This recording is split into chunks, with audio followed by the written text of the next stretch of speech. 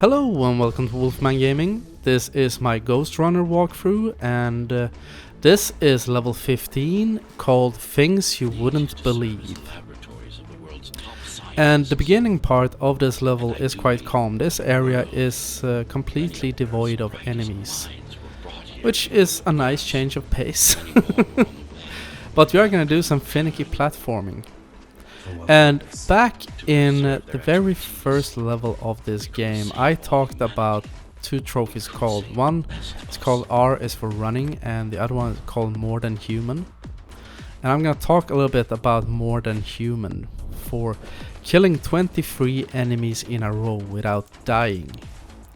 Because when you jump off here, we're gonna have a bunch of wrecks coming in. And here I'm gonna use search and just sweep the area.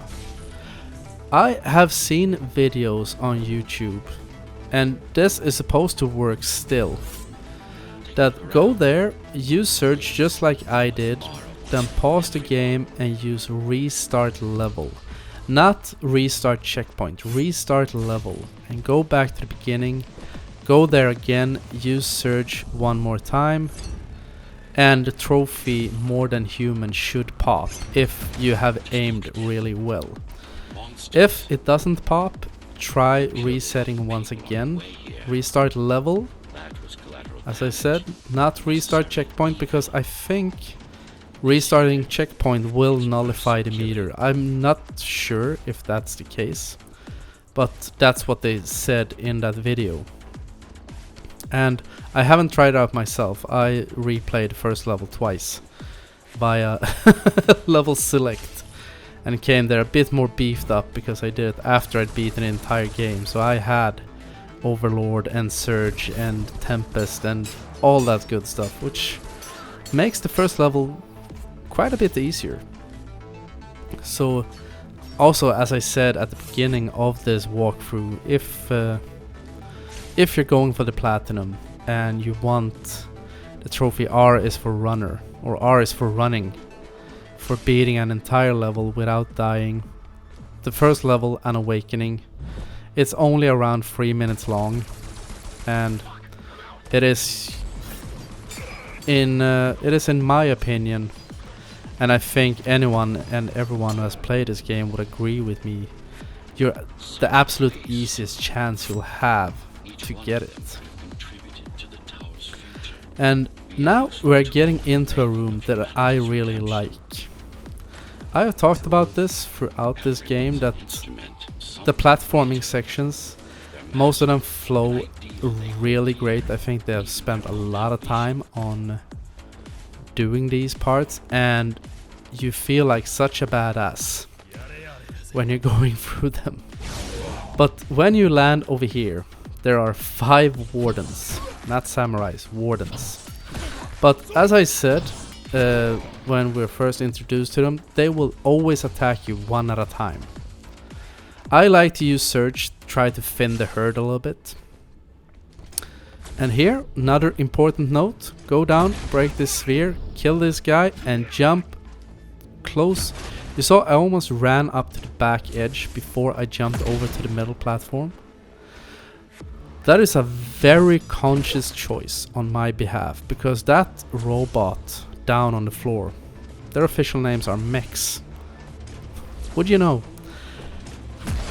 But the reason I run to the back end of that platform before I jump back to the middle, if you go back in the video, I think you can see at the bottom of the screen that the mech turns its head up towards me. And that is why you want to jump at the back end of the platform, because you want that mech to turn its attention towards you. Because when you have broken the second sphere and you run off the edge, do not jump, just run off the edge.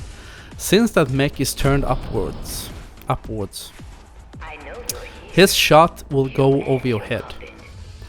So you will fall down before he has a chance to hit you, and it will set you up for a great opportunity to kill it.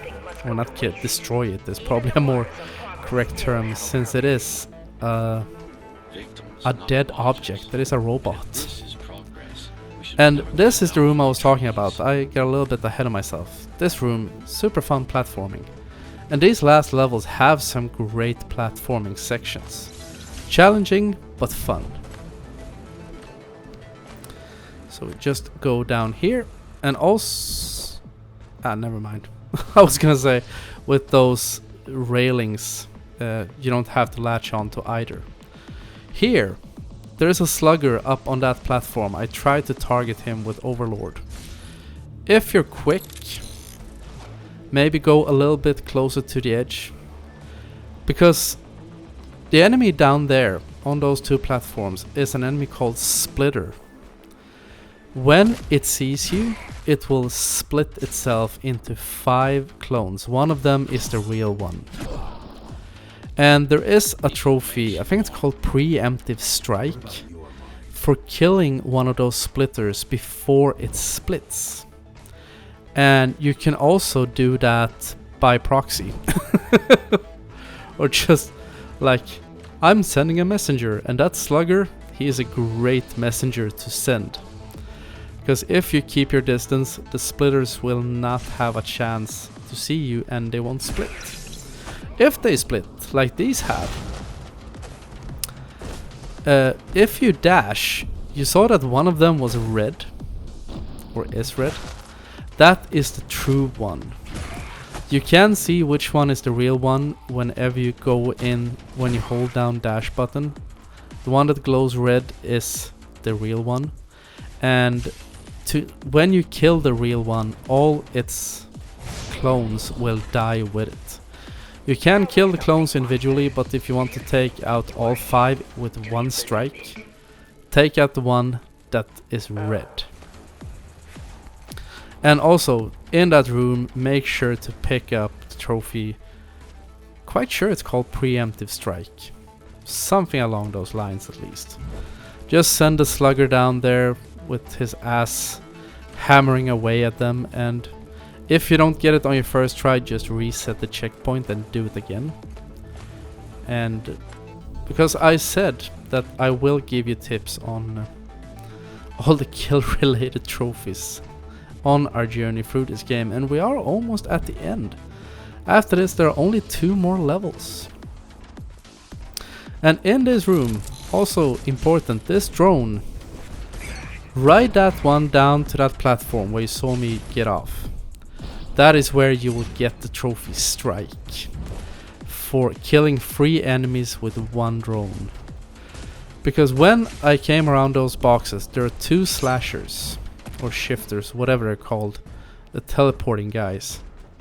I like to use Overlord on the one going to the right, because the one going to the left will land with those other 2 guys, and you can take them out with the drone, so they will not cause any problems. The one going on the right, just like other shifters, can, if in this room, he's a lot more likely than in some other combat situations to cause a lot of havoc before the enemies have a chance to take him out. So Overlord on the one going to the right, jump up, latch onto the drone and take out the one on the left with the 2 keys. And pick up a trophy or achievement in the process. And now, this one is also kind of fun. I think actually it feels as if the game kind of curves the shurikens a little bit when you throw them, because sometimes it feels a little bit lenient even if you're not dead on the target. Which is a good thing. I think that saved my ass a bit right there. So, yes. You're not him. It was one of those moments like, did I not? Is there one more enemy? Got a bit unsure there. He was no file. And here, when you're going down here, wait with that one. Do not take that out quite yet. And wait with this one a little bit, like so. And doing these in the right order or taking out these targets in the right order is very important, because the timing is different, or there is different distances for them to travel, and yes, you get what I mean. I felt I was just like ranting. I only withhold information when it's not vital to your survival or to the plan. You will learn all the details once we deal with Mara. She is the only enemy. And this is also one of those really cool sections where you feel so badass twirling your sword around, just jumping in between railings and walls. Actually, now that I'm watching this, I wonder if you really need to take that long path around. But it doesn't matter, because we have reached the end of level 15, and I want to thank you very much for watching, and I will see you again in my next video. So until next time, this is the Wolfman signing off.